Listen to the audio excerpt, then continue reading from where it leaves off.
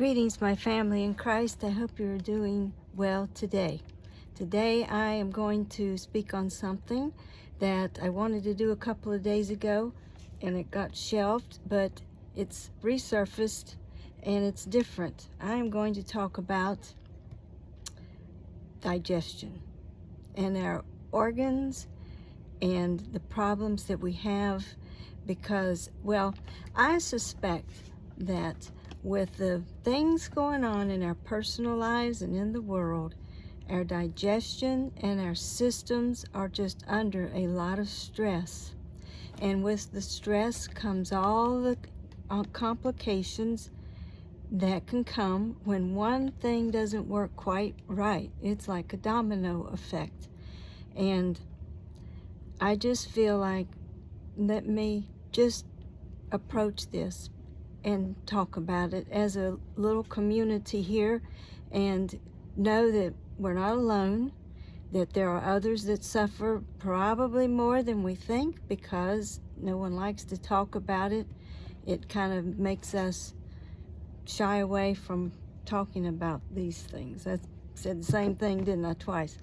And what's interesting is I had been trying to put this all down and together, and just a few minutes ago I said, well, Lord, this is yours. I need to turn this over to you. What do you say about it? And you know what the answer was? Maybe I did it for your safety. Now that's odd, isn't it? But with my notes, one of the problems of digestion issues is you don't really like to mingle in public too much. You have to worry about bathroom issues, what you eat, how long you're doing this or with the public or standing, or where is a bathroom when I need it, kind of thing. Germs in a bathroom because everybody is using them, and which creates more anxiety, which further makes us have a problem. And there's just a myriad of digestion issues. And everything from IBS to more severe problems and gallbladder issues, which it's just awful. It really is. And sometimes I say, Lord, you be with me because I can't walk this alone. And my personal journey has been since I was a child, and it probably went undiagnosed, that I have a gluten sensitivity, but it's not just there. That kind of opened up a can of worms to so many foods that I'm sensitive to.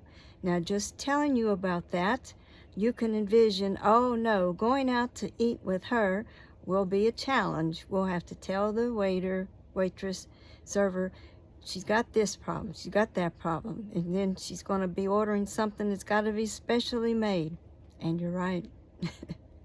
So my family is understanding, and all of that is a blessing, but it is a problem. But if we don't address it and don't take care of our needs, we will be suffering as well as our family around us. Let's say, well, where did she go? She's been missing for a while. Well, she may be in the bathroom. And my mom made a joke when I was growing up. Well, she's got to check out every bathroom. And since we moved from Kentucky when I was a child, and the trip back was a long one, but it went undiagnosed, except for she just should eat bland foods, which helped, but that wasn't the whole problem. And my grandchildren are showing up, and now my oldest daughter is showing up with food sensitivities, and my son showed up with food sensitivities. So it's probably a whole thing of, in fact, let me quit yapping. I wrote some things down here. What are the culprits? Let me see. And of course, we know the environmental things that they're putting on to make the crops grow more efficiently, and no bugs and all that stuff. That's a whole nother topic because of the bugs in the food chain and diminishing amounts and pollinators, and what happens if our food is not pollinated, or the crops aren't pollinated, there's no food. Besides that, if we get food to the table, it might poison us. Maybe short-term, long-term, maybe it takes a long time, but things in the environment that are grown that we eat, the things in the environment in the world, the things government controls that we don't have any control over, and our really a strong desire to be with their family and help them out. And then you had COVID. Oh, you can't be with your family and help them out. And what are we going to do about our aging parents? And just on and on. We have a host of problems everywhere. So is there a solution? I have found some things that helped, and I'll just throw them out there. And if you have things that help you, maybe sharing will help us to cope. And that is what my bottom line was, is learning to cope. I could cope pretty well. I learned to do that. And that kind of thing was so-called normal, until my husband kept saying, there's got to be something.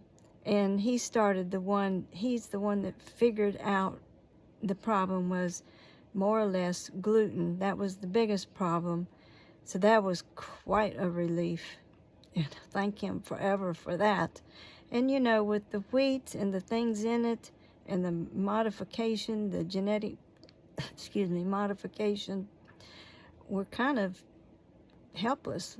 So we got to do something to take care of ourselves. Anyway, laying down, if I start feeling bad, laying down for a little bit will relieve the whole process. It probably just lets me zone out, get some pressure off, stress off.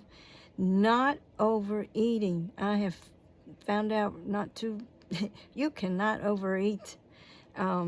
Avoiding the suspicious foods, even if it's not a declared allergen or sensitivity, if you know it's going to kind of mess you up, just avoid it. And if you let your family know, you might get some love there, and you might be surprised. And being patient with your family. And my mom, she's such a great cook, and that's the way she takes care of her family. And she just could not believe that now she has a daughter with the problem. So it's kind of funny. But it took her a long time to, Mom, I can't eat that. I can't eat that. So now she makes the most delicious gluten-free angel food cakes you have ever eaten. I'm telling you, she takes the cake, and that's something that, oh boy, when I see, she says, I've got an angel food cake for you. Oh, my husband and I both enjoy it. You just wouldn't believe it. Let's see, avoid prescription medications if possible to take care of your digestion. First, look to the sensitivities that you may have. And I have found that exercising and coming up with the stretching routine, you'd be surprised how that might relieve some things. And walking, meditation, relaxing, laughing, doing fun things, and hobbies. All these things are kind of stress relievers, and we need them. And when family responsibilities override our self-care and choices, how are you going to help if you don't take care of yourself? You need rest. You need to avoid the food. You need to have discipline. Don't overeat. Make sure that you follow your instincts. We're all different, and I'm not prescribing any one thing. It's just I know it takes work to figure it out. And you may not have a digestion problem, and I hope you don't, but I have a feeling that there may be more of us, and this is just something we don't talk about too much. I do see it here where these allergies, if there are sensitivities, allergies come from.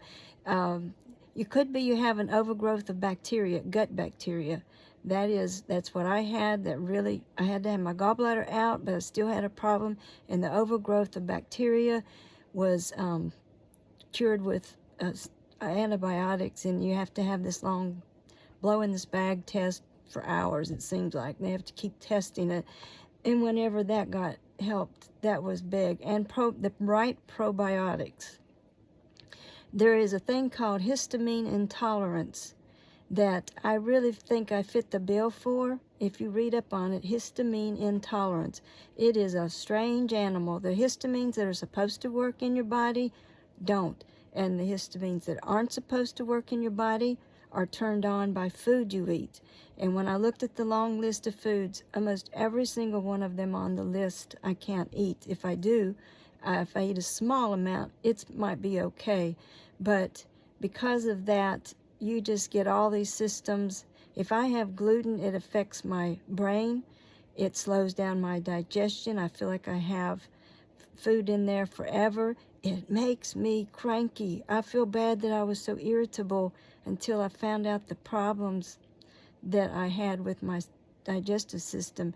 And that's one reason I can walk a tight walk with the Lord, because finding this problem out really helped me to feel better and to act better, to act more like I wanted to feel towards people, but I never felt good. So getting a handle on all these problems with your digestion, resting, relaxing, doing fun things, trying to laugh more, trying to be figuring things out. And I've got verses here. Psalm 32, Yahweh my God, I cried to you, and you have healed me. Healed me. Jeremiah 33:6, behold, I will bring it health and healing, and I will cure them, and I will reveal to them abundance of peace and truth. And that is true, that you will get more peace whenever you feel better. 1 Corinthians 10:31, whether therefore you eat or drink or whatever you do, do all to the glory of God. And he will lead you to these little clues that will make it better. Proverbs 15:17, better is a dinner of herbs where love is than a fattened calf with hatred. So try to always have joy with you. And if there's things there you can't eat, I have definitely sat at the table while others ate, because I wasn't about to eat that, because I knew how irritable it would make me and what a so-called monster it would make me compared to what I wanted to be. I wasn't a monster, but the difference of being able to have control and not, and saying things you really don't mean, is a big world of difference. And this one I found interesting, Ezekiel 47:12. By the riverbanks on both sides will grow every tree for food, whose leaf won't wither, neither will its fruit fail. It will produce new fruit every month, because its waters issue out of the sanctuary. Its fruits will be for food, and its leaf for healing. When I first read that, I didn't see where it was from. I'm thinking the river of life in heaven, and the fruit tree, the trees on either side that will produce fruit each month. And then when I read the leaves will be for healing, I'm thinking, are we going to have issues in heaven? Stomach issues? Say it's not so. And then I saw it was Ezekiel and his vision, his, I guess, whatever you call it, for I can't think of the word, prophetic view of what was to come. But I'm hoping we don't have anything in heaven we have to deal with. We're supposed not to, but while we're on earth, walk with God, try to get a handle on it the best way you can. And if it's something that you want to discuss, I think discussing it is very good for us to think about what we can do walking forward that will help us. It's like the racetrack, what's on the racetrack, what's on the digestive track, what's racing on the digestive track. I'll get it there in a minute. I'm sorry this went long, way longer than I planned, but anyway, you all have a blessed, wonderful day. I love you all. Amen.